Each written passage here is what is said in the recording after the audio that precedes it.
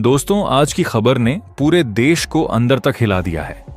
सुरों की दुनिया की सबसे बड़ी आवाजों में से एक आशा भोसले अब हमारे बीच नहीं रही।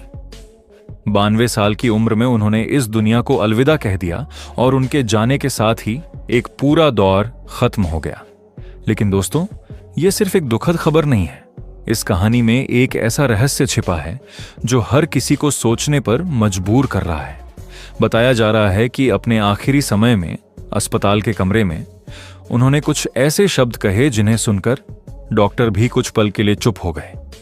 उन्होंने धीरे से कहा, दीदी आ गई हैं, वो मुझे लेने आई हैं, अब मुझे जाना होगा। सोचिए, यह कोई आम बात नहीं है। एक इंसान अपने आखिरी पल में ऐसा क्यों कहेगा? क्या उन्हें पहले से एहसास हो गया था या सच में कोई उन्हें लेने आया था? दोस्तों, कुछ दिन पहले उनकी तबीयत अचानक बिगड़ गई थी।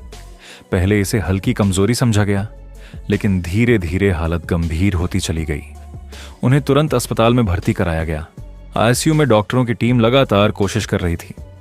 मशीनों की आवाज, डॉक्टरों की भागदौड़ और बाहर खड़ा परिवार, हर किसी के दिल में बस एक ही दुआ थी कि वो ठीक हो जाए।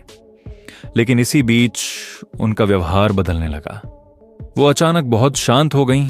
उनकी नजरें बार बार एक ही दिशा में टिक जाती थीं, जहां कोई नहीं था। डॉक्टरों को लगा कि यह कमजोरी का असर है, लेकिन उनके चेहरे पर जो सुकून था वो कुछ और ही कहानी बता रहा था। और फिर वो पल आया जब उन्होंने वो बात कही जिसने सबको हिला दिया। दोस्तों, करीब 2 घंटे बाद उनकी सांसें धीमी पड़ने लगीं और फिर वो हमेशा के लिए खामोश हो गईं। लेकिन सबसे हैरान करने वाली बात यह थी कि उनके चेहरे पर हल्की सी मुस्कान थी, जैसे वो खुशी खुशी जा रही हों, जैसे उन्हें कोई अपना मिल गया हो। और यहीं से यह सवाल उठता है, क्या यह सिर्फ एक इमोशनल पल था या सच में कुछ और था? अगर हम उनकी जिंदगी को देखें तो उनका और उनकी बहन लता मंगेशकर का रिश्ता बहुत गहरा था।